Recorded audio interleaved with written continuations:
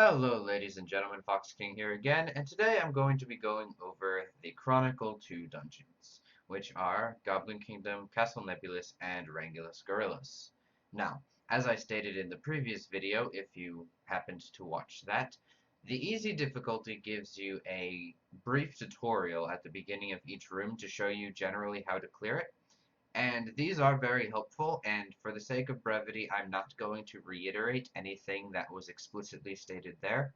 However, there are other tricks that are often associated strictly with being in a party that those tutorials do not cover, as well as a few other little things that players have come up with that help you get around certain gimmicks that I'll talk about. So, we're going to start with Goblin Kingdom. I am going to be running these on easy because I don't have a recording partner, but I'm going to do the best that I can to explain how everything would work in a party, and I will demonstrate everything to the best of my ability. So, let's get right into it. Alright, so here we are in Goblin Kingdom. First room, very quick, very easy. There is not really anything more to say about this particular room than was stated in the tutorial that the game provides. Clear it out very quickly. As I said, I'm running this on easy. So, just try to kill the Goblin Lunatics altogether. Now, in this room, we have a group of goblins and this machine here. The counter, as the game explains, tells you when the machine's going to explode. You need to get the goblins into the machine. Generally, it's best to have somebody in your party who has a good linear throw in their skill kit. So Slayers have Wave Wheel Slash, Male Fighters have Knee Drop, things like that. Anything that has that kind of attack trajectory suits this very well. Now, one thing you want to be sure not to do is to feed the machine too quickly. You'll notice that I'm letting the machine get down very low, or the counter rather. That is because if you feed it too quickly, you can actually run out of goblins. Like, sometimes they'll feed themselves to the machine. As you see here, it didn't really matter that a few of them did. You do have a bit of leeway. But if you feed it too quickly, you may find that you don't have anything to give it, and your party will end up taking damage. The rest of the party, what you want to do is normally stand right around here in the lower right hand corner. This keeps you from drawing the aggro of the goblins so that they all stay around the feeding character. And if you have somebody like a Netmaster or an Elementalist who has an area of effect protection skill, Nen Guard, Ice Wall, you can throw that up if the person is not going to be able to get a goblin into the machine by the time it hits 0.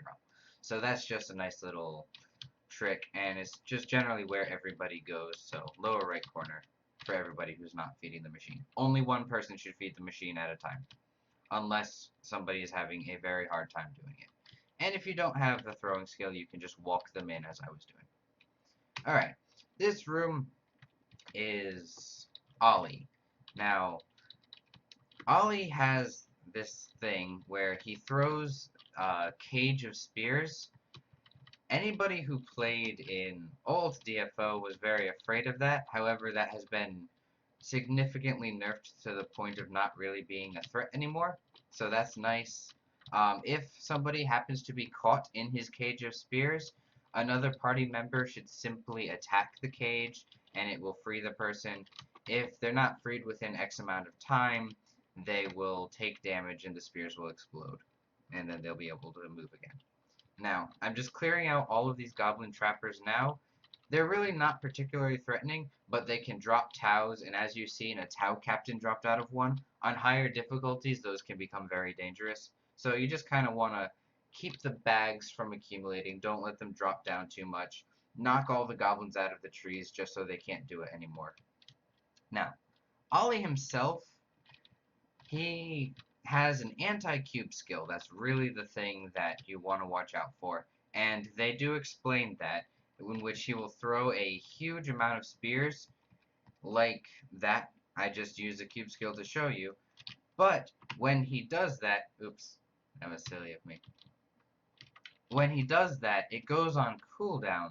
So you can do it, or you can use a different skill. So I did that, and I can immediately follow up with another cube skill.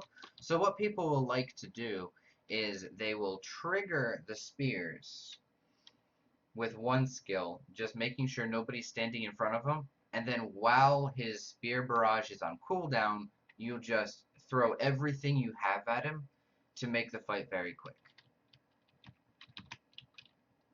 Alright, moving on. This room is pretty much nothing. There is no real gimmick to this at all. They're just normal enemies. Everybody's dead now.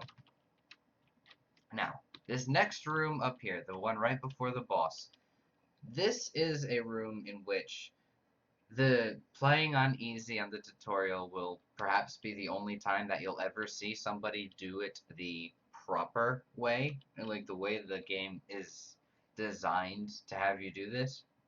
Instead, we'll do what is called the oil nut bomb trick, because there's a machine that you are supposed to protect, but if it is destroyed, it nukes the entire room, killing everything in it, but it allows you to move on. So what players will do for the sake of time is they'll bring in some oil flasks, a bomb, and a skytree nut. The skytree nut is not necessary if you have a Nen Master or an Elementalist, as you can just use Nen Guard in place of the skytree nut. But what you'll do is each member of the party will have about 3 oil flasks, 3 or 4 depending on the size of your party. 3 is tried and true for a party of 4. You'll run in, everybody will throw 3 oil flasks at the machine, and then the designated bomber will run to the other side, assuming you don't have a Nen Master or Elementalist, and all 3 non-bombers will run on top of the machine. The bomber will then throw, in order, a skytree nut followed immediately by a bomb, which the skytree nut knocks down all of the other players who can quick rebound and therefore not take damage from the explosion, and then the bomber will use an invincibility frame skill on the enemies that are in the room to avoid taking damage themselves. So again, good examples of people with long invincibility skills. Slayers with wave wheel slash is a good way to do it. Star in the sky, anything of the sort. So I'm going to demonstrate that, how it would be assuming I had other people in my party. So I'm using the stronger versions, the oil flask 5s and the bomb 5s, so that I don't have to worry about the health of the machine. So I would do that, then I would skytree nut, bomb, invincibility frame skill, the machine blows up, and this fence will then explode, and I can move right on. That is not something the tutorial shows you, but it's how essentially every party that I have ever seen do this dungeon will do it.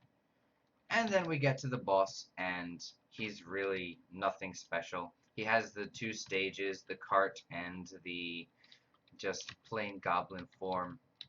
But honestly, he's more annoying than he is difficult, because like you can't hit him while he's exploding, and then you gotta wait for him to do his little animations. But really, there's nothing special about this guy.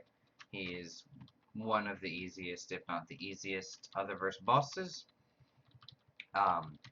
He'll summon these stone pillars that are on fire, and if you let them accumulate too much, they will call down lightning on the entire screen, which you can just stand in the middle where the skull appears and avoid the attack anyway. So even that isn't particularly dangerous.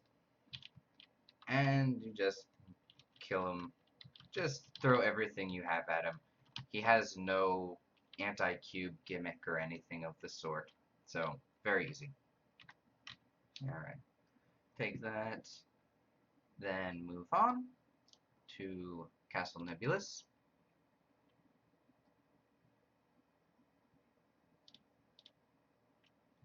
Now, the first room, I'm going to cut out most of it because it takes longer than it should take me to explain how to do. But, as you'll see, they give you this person to get stabbed, which is good, and this is what's going to happen. One party member needs to be stabbed in order for the other decoys to be able to be hit, which is the only way to damage this guy. Now, I'm going to do something here. I'm going to get stabbed. It'll probably end up with me being killed. But what would happen is if I didn't die here, which I will, I would have a curse status effect appear down here. And what happens is if you're cursed and you get stabbed again, you will instantly die. You will not be stabbed and your party will not be allowed to hit the decoys. Instead, you will simply die. So you need to trade off who gets stabbed until your curse effect wears off. Alright? And that's the only extra thing that I have to say about this room. So I'll just get through here and I'll come back when I'm finished. Room, the puppeteers. Now, the tutorial is kind enough to tell you to kill the blue guy first, which is absolutely true. You can only, if you do damage to one, all the others heal. The blue one makes things very difficult by clustering your party together. The one thing that the tutorial does not tell you is that when you're in a party, one person will be targeted. Now, there's no on-screen indicator as to who is the target, but the puppets will only focus their attacks, except for the blue guy who hits everybody, on a single person. And generally what happens is that person will stay over here, while the other three, or two, depending on how many people are in your party, people will come over here and attack one person here, while the targeted person draws the attacks over here. Now, something I'm going to show you that you can do if you have the damage output is you can nuke this room. In which case, you will hit everybody, but the raw damage that you have can supersede their healing. So if you have the AoE burst damage, you can nuke this room. Alright. Moving on to this next room over here. This room, I'll admit I kind of forgot something here. I meant to bring a Skytree nut.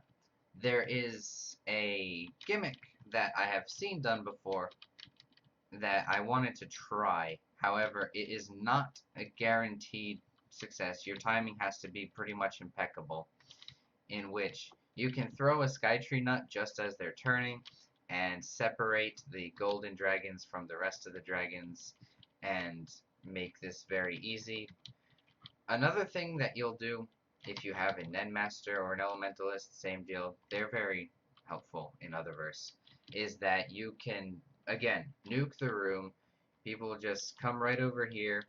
You have to have a nuke-based team to do that, but they'll just throw up a bubble or a ice wall in the middle of the screen, and you'll just do full screen nukes. You'll kill all of the other dragons, which will cause you to be shot by lightning, but the Nengard in particular is the one that you really want for that. Ice wall can work, but it'll protect you from the damage and you'll be good to go. Now, this room relies on kind of team coordination. You need to be able to kill all three of these guys within 10 seconds of each other. So the first and the last one have to die within 10 seconds of each other. The red one will summon fire from the sky. The gray one will turn invisible, and the blue one will summon a black hole. They do those skills in response to cube skills, so don't use cube skills if you're not going to be able to keep them locked down, because it can end up just causing more problems than it solves. This room here is the first room that I'm going to go over that would require you to have one of the potions that you buy from Natalia Sue. Now, I'm going to get him low, but I'm going to allow him to cast it, and I don't have a potion on me right now. But as you see, I just walk around mindlessly. I cannot control my character at all while under the mind control effect. There is another dungeon as well that will introduce that status effect. So go to Natalia Sue and buy mind control potions from her, which will allow you to get rid of that. So when your character is just walking around mindlessly and they have like the black spirits coming out of them, activate that potion and it'll get rid of that. Because as the tutorial will explain, the blue bubbles need to stay together and the red bubbles need to stay together, and you need to stay away from the opposite color. So 2 people will be blue, 2 people will be red, or 1 person will be red, 2 people will be blue, depending on your party size. Alright, and then the boss, Petrolisk. So this guy can do a few things. The main thing that he does is that red flash on the screen where his eyes glow and the screen turns red. What you want to do is stand behind him so that he's facing away from you. Doing that will prevent you from taking damage, and it will do a small amount of damage to him. He can petrify you randomly and hit you with stone pillars.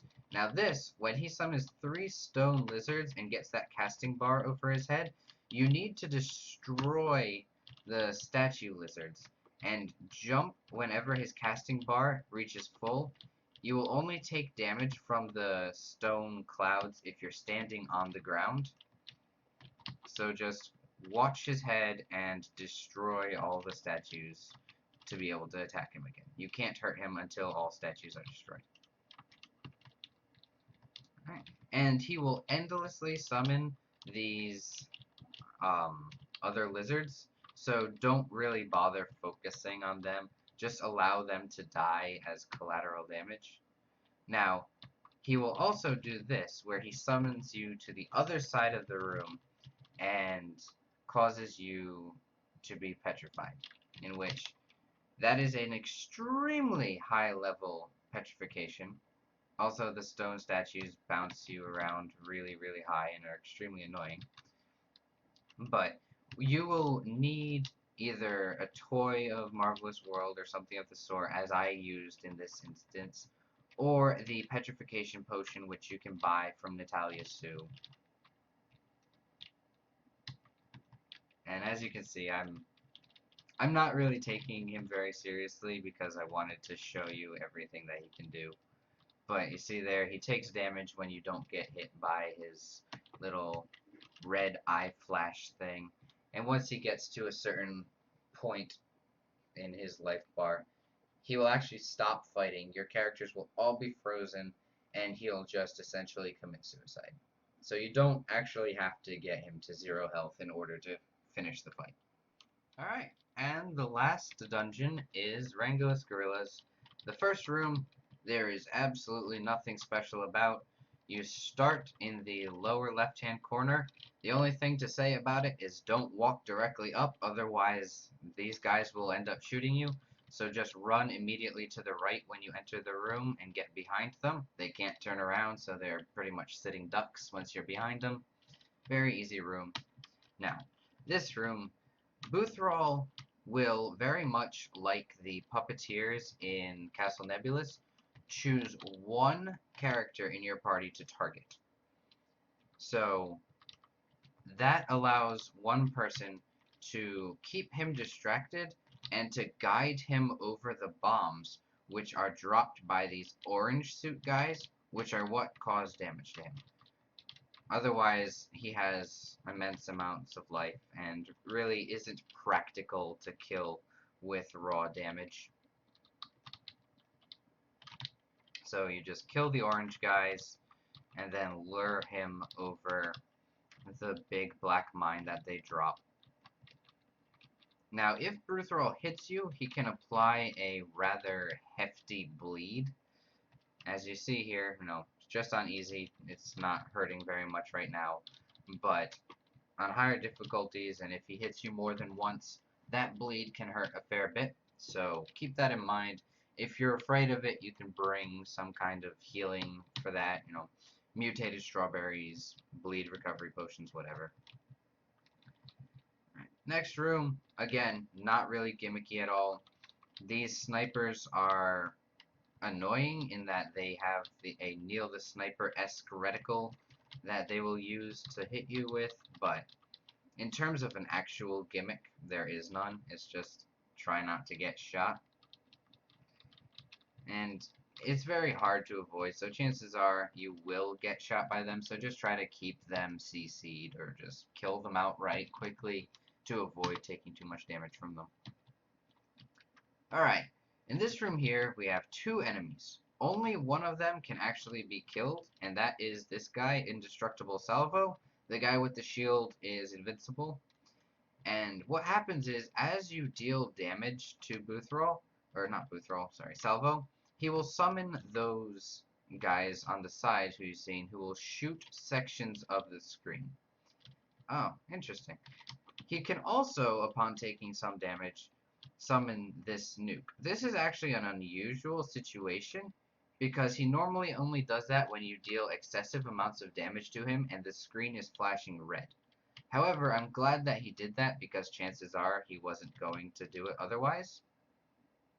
So he will say either, shoot top, shoot body, or shoot legs or something like that, which will indicate where the gunners on the sides of the screens will go. You can't hit them. And when these health packets drop, Salvo can run around and collect them. So you want to destroy them before he gets to them. Wow, another nuke.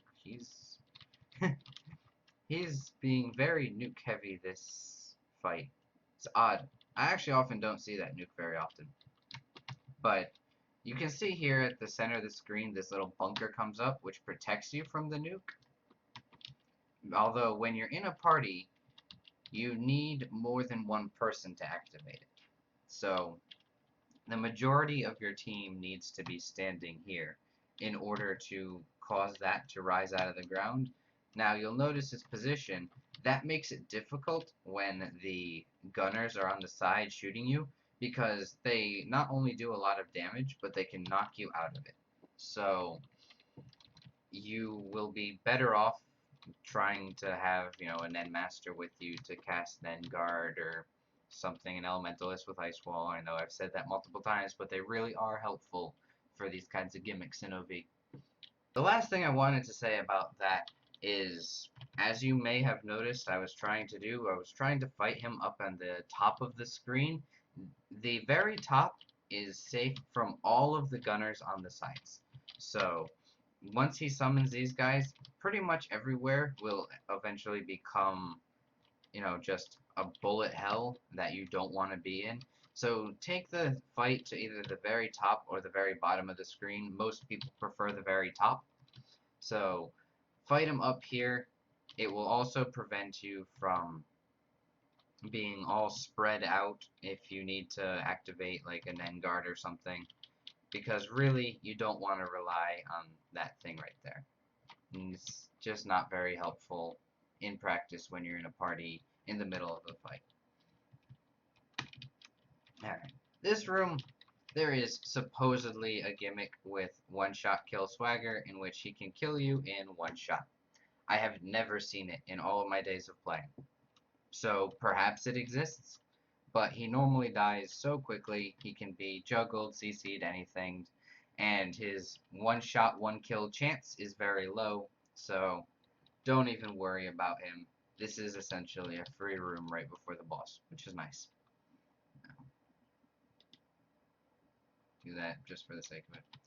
Now, this room coming up is another instance where you want these brainwash potions. I'm sorry, I called them mind recovery or mind control recovery potions before. They're called brainwash recovery in the shop. So what you're gonna do is when you come in here, run right over to the right here, and you see this girl right here who had like the big text over her head. She casts the mind control on you. So if you can manage to not be hit and demobilized like I was when I first came in here, you want to try to kill her or at least CC her before you get mind controlled. Otherwise, just use the potion. It's not really that big of a deal.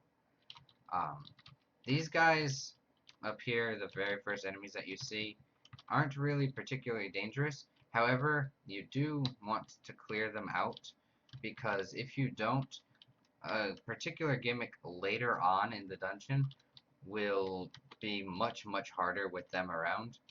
I'm going to try to allow him to get to that point rather than killing him before he has a chance.